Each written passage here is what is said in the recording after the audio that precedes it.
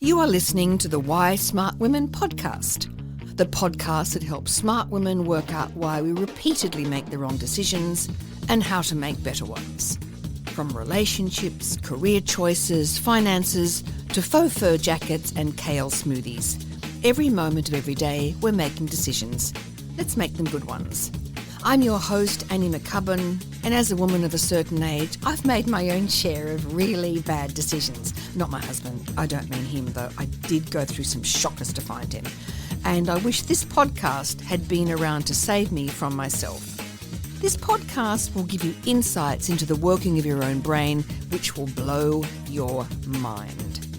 I acknowledge the traditional owners of the land on which I'm recording, and you are listening on this day. Always was, always will be, Aboriginal land. Well, hello, smart women, and welcome back to the Why Smart Women podcast. Scamming is, as we know, an ever-present danger to all of us, and with the advent of AI, it's only getting worse. So last week, I was invited to speak at the conference of the Victorian Skeptics here in Australia, where I talked about scamming and how intelligence is no protection against it. The only thing that you can do to not get scammed is practice your critical thinking. So this is a recording of my appearance at the Victorian Skeptics. There were slides that accompanied my chat, but I think you'll get the picture without seeing them, and especially without seeing all the pictures of my dogs, which feature heavily in everything I do. Anyway, I hope you enjoy it. I hope everybody is well and good, and talk soon. Bye.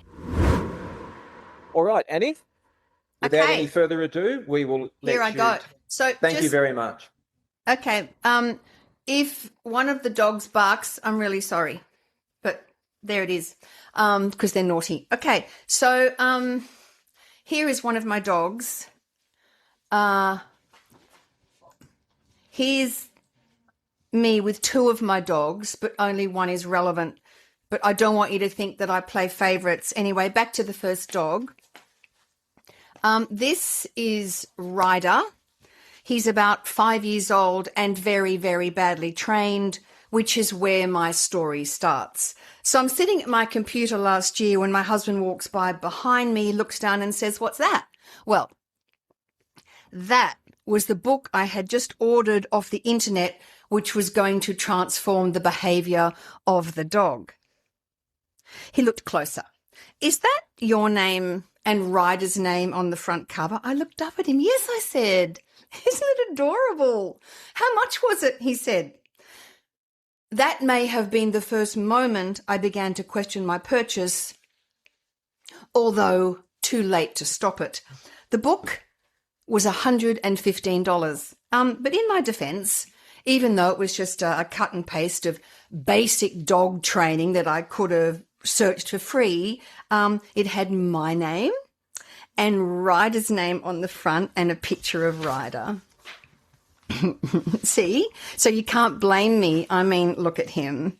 So scams can be small fry, and then they can be industrial sized, like the scam perpetrated on the investors in Elizabeth Holmes' pathology diagnostic tool Theranos. Now, you all being skeptics are aware, I'm sure, of the story of Holmes. Just in case you're not, let me recap. Holmes promised a single drop of blood from a finger prick could run hundreds of diagnostic tests, replacing painful venous draws and expensive lab work. The Edison device, she claimed, could detect everything from cancer to cholesterol in minutes. If true, this would revolutionise healthcare. Problem was, it was a big, fat lie. The Edison device could reliably run exactly 0 of the promised tests. When Theranos needed results, they used modified commercial blood analyzers from Siemens, the very machines they claimed to make obsolete. Even those produced results so inaccurate that internal emails called them a waste of everyone's time. Now, you wouldn't say that the board of directors, which read like a political hall of fame, were stupid. George Shultz, former Secretary of State, Henry Kissinger, former Secretary of State, James Mattis, retired Marine Corps General, William Perry, former Secretary of Defense, nor were the investor list a bunch of dummies. It included Rupert Murdoch, the Walton family, which is Walmart, and Larry Ellison, Oracle. So why did all of them believe a 19-year-old Stanford dropout? By the time the 19-year-old Stanford dropout faced federal fraud charges for lying to investors, doctors and patients in 2018, Holmes was personally worth $4.5 billion. At its peak in 2014, Theranos was valued at $9 billion. She'd raised $945 million from some of the most sophisticated investors in America. Now, here's what the sophisticated investors didn't do: demand independent validation of the technology before investing, require peer-reviewed publications proving efficacy, insist on seeing the device in operation, ask why no credentialed hematologist or clinical pathologist sat on the board, question why Holmes refused to present at medical conferences or publish in scientific journals, investigate why Theranos operated in complete secrecy while competitors published openly. Well, why didn't they? Now, the answer lies in the cognitive flaws lurking in the back blocks of their brains, waiting to skew their thinking and wreak havoc in their lives. So which biases kicked into the mainly male brains when confronted by the 19-year-old Holmes? Well, firstly, hate to say it, chaps, but she was pretty. Secondly, she positioned herself as a latter-day Steve Jobs. She favoured turtlenecks and pushed her voice right down here so she sounded like this. So the combination of being attractive, having an authoritative deep voice, and the Steve Jobs impersonation ensured the halo effect kicked in. Go away, Yo-Yo. That's the dog. See, the book didn't work. What is the halo effect? It's where success in one domain, so Steve Jobs in tech, infers success in another, medical diagnostics. It's like when someone arrives on your team from Google, so you listen with avid attention to their highly original, groundbreaking thought because, man, they're from Google, right? And look at those pants. Who'd wear them into an office? A Google guy. That's who.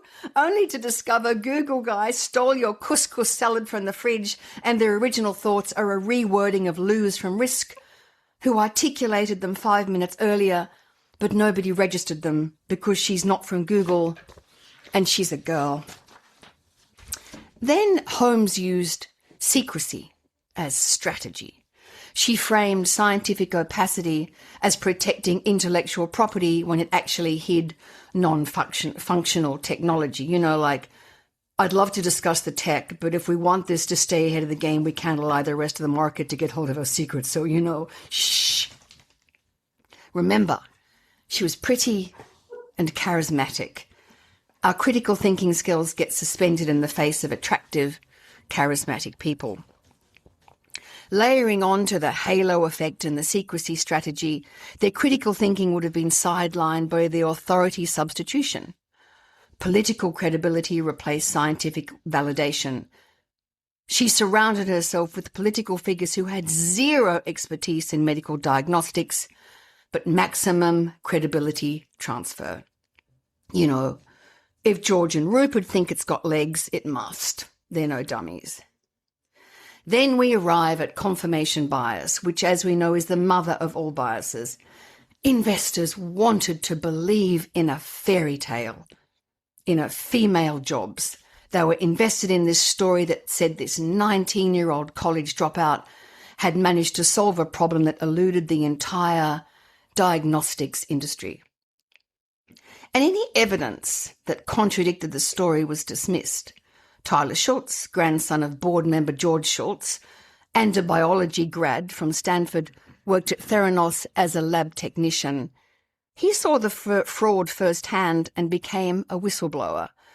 His grandfather, a man who'd negotiated arms treaties with the Soviet Union, refused to believe him. George Shultz chose to trust Holmes over his own grandson.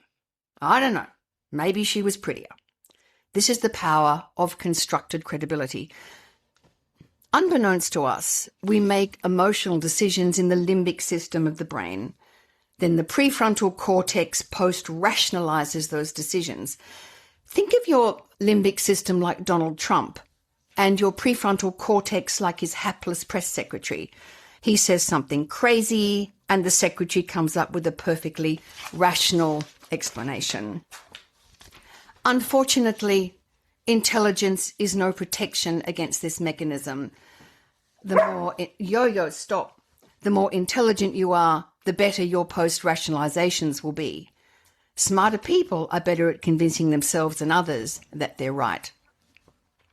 And the investors in Theranos had good reason to indulge in motivated reasoning, where you use your reasoning powers to arrive at the conclusion you want. Get my drift about being smarter makes you sound more valid? Theranos was a great story. And narratives have enormous purchase in the brain. We grew up calibrating the world through stories. It's why our brains love stories like the one of Aunt Jenny. Aunt Jenny lives in a small one-bedder in Camberwell with a cranky orange cat called Boots. She tells her aqua aerobics group that she eschewed a COVID vax in case it made Boots autistic because of the spike protein shedding, and instead remained well throughout the pandemic by megadosing on vitamin C and raising her vibration by plugging into her halo frequency healing portable device, only $4.99 in 5 easy payments. Now, unfortunately, Aunt Jenny and Boots' story will have more impact on the brain than well-validated data on the efficacy of the COVID vax. Story versus data in a ring. Story will knock data out of the ring every time. John Carreyrou, the Wall Street Journal reporter who exposed Theranos, later wrote that the company succeeded because people confused the story with the science. Okay, now let's look at the AI dimension. Holmes manually crafted her deception, fake demos, doctored reports, scripted responses. She needed years to build the facade. AI compresses this timeline to weeks or months. Imagine the next Theranos. AI generates synthetic patient data that appears statistically valid, creates medical literature citations to papers that don't exist but sound credible, produces video testimonials from AI-generated doctors who look and speak convincingly, fabricates regulatory compliance documents that pass surface-level scrutiny. The barrier to creating institutional credibility is collapsing. The need for critical thinking is escalating. Moving on from Elizabeth, let's take a deep breath and enter the world of Jonestown. Now, we may look back in astonishment at the fact that 918 people administered cyanide-laced flavor aid to themselves or their children, resulting in the largest mass murder-suicide in modern times until 9/11. The day was November the 18th, 1978, Jonestown, Guyana. Jim Jones, the charismatic leader of the People's Temple, didn't recruit the vulnerable or the ignorant. His followers included nurses, teachers, lawyers, pharmacists, social workers, college-educated professionals who abandoned careers, sold their homes, and moved to a remote jungle compound in South America. They weren't brainwashed overnight. They chose to stay in the thrall of Jones for years. This case reveals the deadliest critical thinking failure, the inability to recognize when you've crossed the point of no return. Jim Jones didn't start with mass suicide. He started with social justice, something undeniably good. In 1950s Indiana, the People's Temple was one of the few racially integrated churches in America. Jones fed the poor, provided health care, ran nursing homes. He spoke against inequality and practiced what he preached. His early followers joined for legitimate reasons. They wanted to create a more just society. They wanted to be kind, to do good. Then came the incremental escalations. First, Jones encouraged members to sell their possessions and donate proceeds to the church. Rational explanation. Pooled resources serve the community better than individual wealth.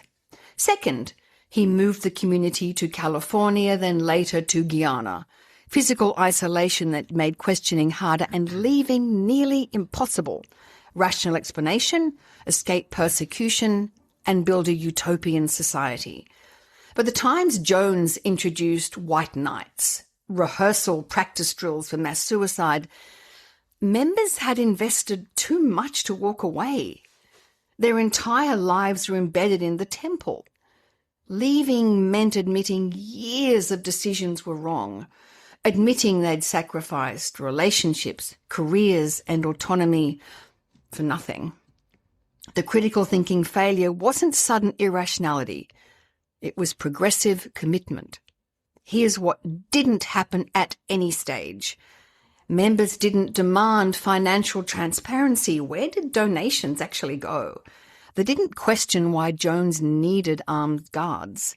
They didn't ask for independent verification of his claimed medical healings, which were staged. Former member Deborah Layton, who escaped 7 months before the massacre, later described the pattern. We all thought we were too smart to be in a cult. That's exactly what made us vulnerable. Jones understood that intelligent people are often easier to manipulate than less educated followers. Smart people rationalize. They develop sophisticated justifications for staying in situations they should leave. On the final day, armed guards surrounded the pavilion. Some drank voluntarily, others were forced, but many, perhaps most, chose the poison because the alternative meant confronting a devastating truth. They'd surrounded their critical judgment years earlier, one small compromise at a time. So yeah, it's easy to sit back nearly 50 years later and muse to each other, how could intelligent people be so stupid, so gullible? But the same cognitive flaws are ensnaring romance and financial scam victims here today in 2026. The primitive part of our brains are putty in the hands of scammers. So let's look at my friend's aunt, not Aunt Jenny. That would be too cruel on top of Boots the cat autistic spike protein issue, so not her.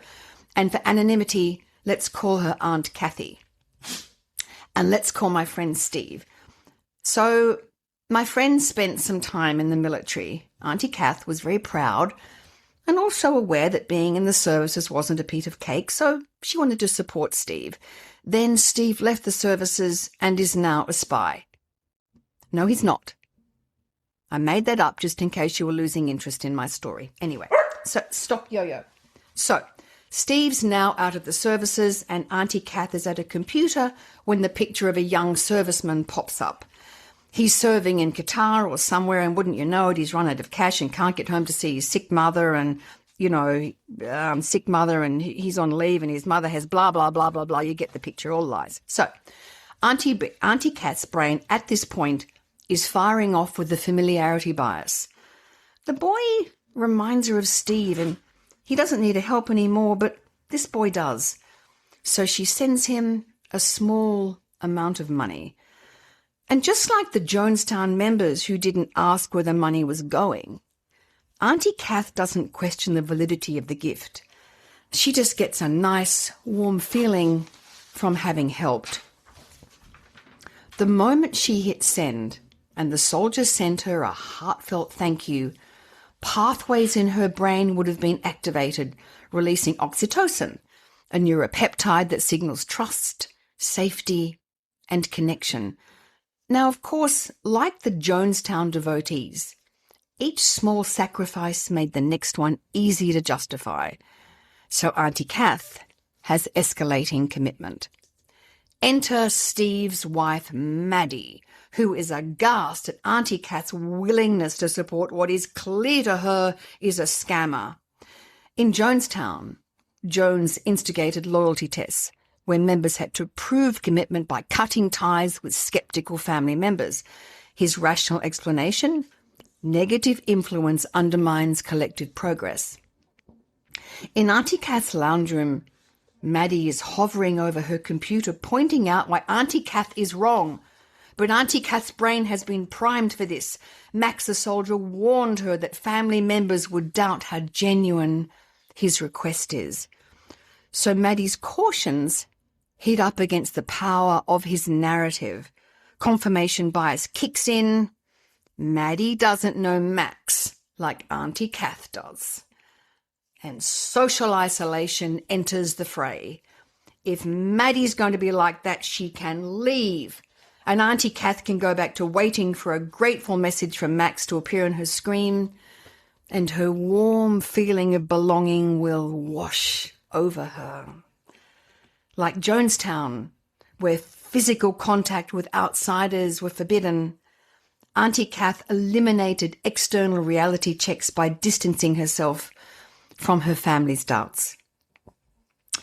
The Jonestown massacre wasn't about weak minds. It was about critical thinking guardrails that were removed gradually until none remained. Auntie Kath is not unintelligent. She is, however, vulnerable to her brain's biases. Now, Jones required physical presence to maintain control. He needed face-to-face manipulation, controlled environments, and geographic isolation. AI eliminates these constraints. The next Jim Jones operates globally via algorithm-optimized content, identifies psychographic vulnerabilities through data analysis, creates personalized narratives for each member, deep fakes of trusted figures endorsing the movement, AI-generated evidence of persecution by outsiders, synthetic testimonials from hundreds of thousands of fake satisfied members. Max the soldier can appear in devastating detail, hold heartfelt conversations with Aunt Kath. She almost feels that she could touch him. Most dangerous, AI can identify the exact moment when someone crosses from curiosity to commitment, the point where critical thinking becomes subordinate to group identity. Then it accelerates the isolation. Now, the last case that I'm going to talk about happened right in my backyard, well, sort of. November 12, 2020, federal police raid a $6.2 million clifftop mansion in Dover Heights in Sydney's eastern suburbs. Inside, designer handbags worth $300,000, luxury watches, and 25 pairs of Dior shoes. The owner, Melissa Caddick, 49, vanishes the next day. Her severed foot washes up on a beach 3 months later, eliciting prurient interest in whether she was dead or limping around Brazil with a prosthetic foot. Between 2012 and 2020, Caddick ran a Ponzi scheme from her home office, stealing $23 million from 72 investors, many of them friends, family, and former colleagues. Her victims weren't naive. They included successful business people, retirees with substantial assets, and financially literate professionals. One couple lost their entire $2.5 million retirement fund. This case again reveals that critical thinking failures aren't about intelligence. They're about practiced vigilance. Caddick's victims had the tools to check. They chose not to use them. Melissa Caddick built her scam on credentials that simply didn't exist. She claimed a financial planning diploma from a Sydney institution that had no evidence of her. She told clients she was a senior associate at CommSec, could have been verified with one phone call. She fabricated ASIC license that could be checked online in 30 seconds, yet investors handed over millions without verification. Her weapon? The illusion of belonging. The similarity bias kicks in where we're more likely to trust someone or hire someone we believe to be like us. Caddick lived in wealthy Dover Heights among her victims. She drove an Audi R8, sent her son to Cranbrook School, $42,000 per year, turned up at the school fundraising nights with her Chanel handbags, Dior shoes, and shook the hands of her clients' victims, making sure they saw the enormous diamond adorning her ring finger. She wasn't an outsider selling a dream. She was one of them. She'd made it. The fake portfolio statement she created was sophisticated but not unbreakable. Each quarter, victims received CommSec branded documents showing returns of 8-9% annually, consistent, believable, never spectacular enough to trigger suspicion. But here's what her victims didn't do. Call CommSec to verify account existence. Takes 3 minutes. Request direct login access to their own accounts. Standard practice. Check ASIC's public register of financial advisors, free, online, instant. Question why they couldn't access their funds electronically. Ask why she operated from home with no staff, no compliance oversight, no professional indemnity insurance. One victim, a corporate executive, later said, I consider myself an intelligent, intuitive woman, and I feel stupid. I've just been taken in. The question isn't how Caddick fooled people.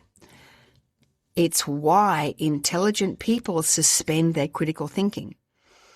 And it's depressingly easy. Her victims would have had some in-group bias going on. They were the special group benefiting from Melissa's superior financial acumen. Availability bias would have been present. Recent consistent returns created confidence in future performance. Consistency bias. Once you've committed to a group of action, our brains don't like it when we change course. It's why shop assistants will ask you if you like the shirt or the dress. Once you've said, yeah, I do, you feel compelled to buy it. Social proof. If other people invested in it, it must be legitimate. Authority bias. Professional appearance and terminology substituted for actual verification. Sunk cost. After initial investment, checking felt like distrust. Easier to believe than to verify. Critical thinking isn't a trait that you have or don't have. It's a practice you use or skip. So let's look at the AI dimension, the next Melissa Caddick. Caddick created fake portfolio statements manually using design software and ASIC license numbers she invented. It took her hours per client. Today's AI can generate identical documents in seconds, complete with authentic-looking watermarks, dynamic QR codes that link to convincing but fake verification sites, and portfolio histories that match real market movements. The next Melissa Caddick won't need graphic design skills. She'll just need a ChatGPT prompt. The thing is, me with my dog book, the people putting their money and faith in Melissa Caddick, the investors in Elizabeth Holmes Theranos, the Jonestown acolytes, the seekers of love falling for romance scammers, the secrets of wealth investing in too-good-to-be-true money-making schemes, the widow wanting to help a young soldier get home to his sick mum, you. When you pick up the phone and someone says, your computer's been hacked, stay on the line while I fix it. Your partner when they read a text message that says, hi Mum, I've lost my phone. This is my friend's. Can you transfer me $100? The thing is, The cognitive biases that drive our gullibility are the same across all contexts. Different scam, same brain responses.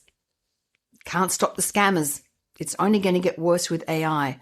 So let's sharpen our critical thinking. It's not new. Just because AI confounds our brains even more doesn't mean humanity hasn't always been primed to believe a lie.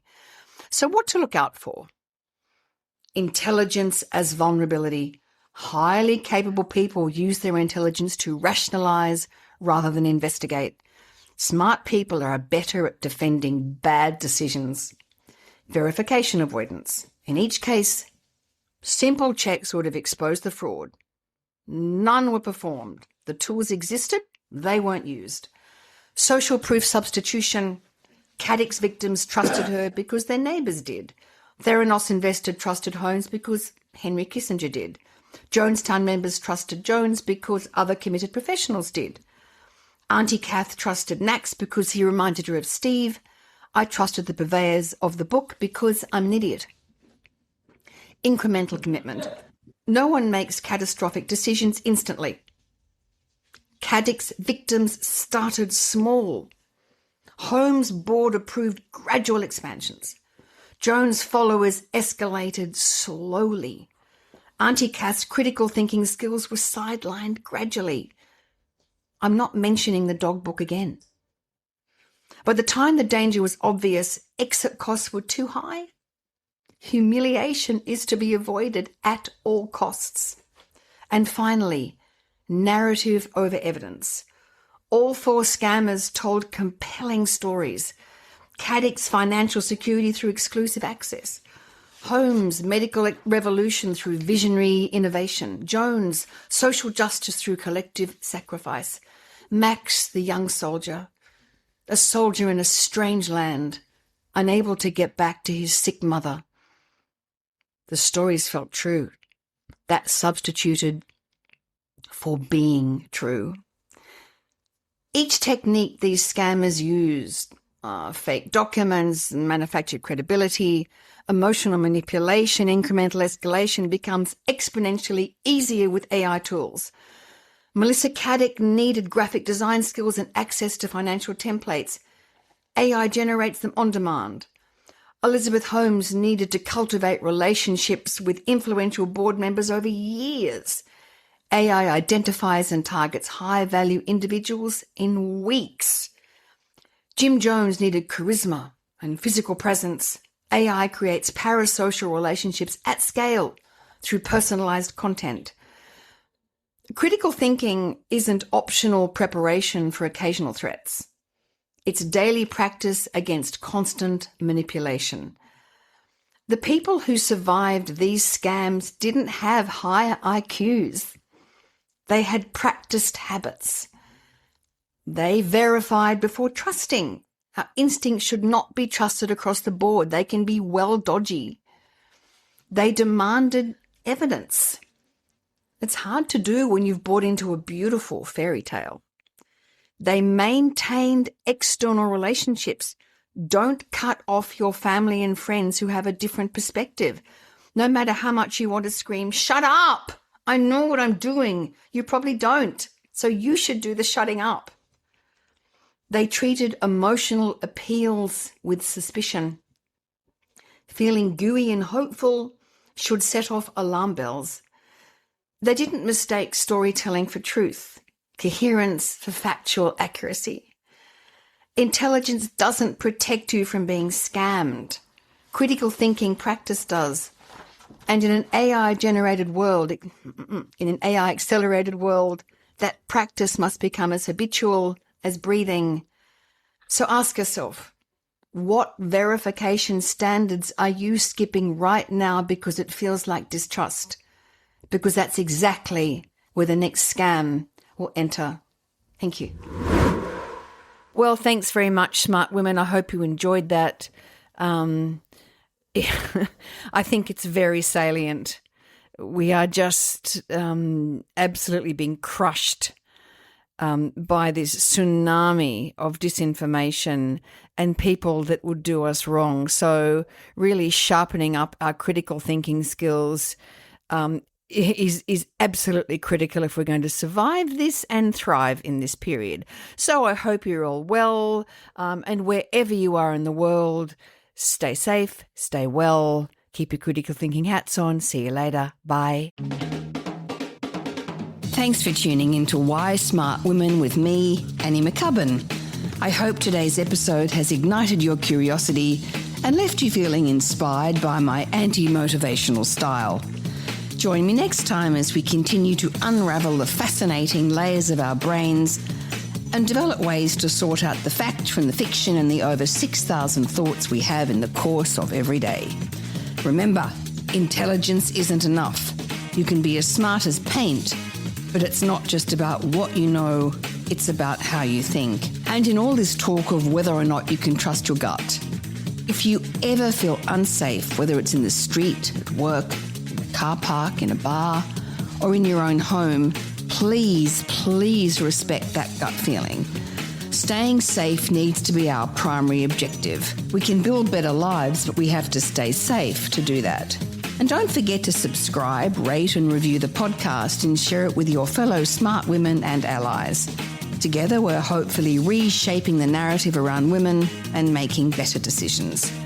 So until next time, stay sharp, stay savvy, and keep your critical thinking hat shiny.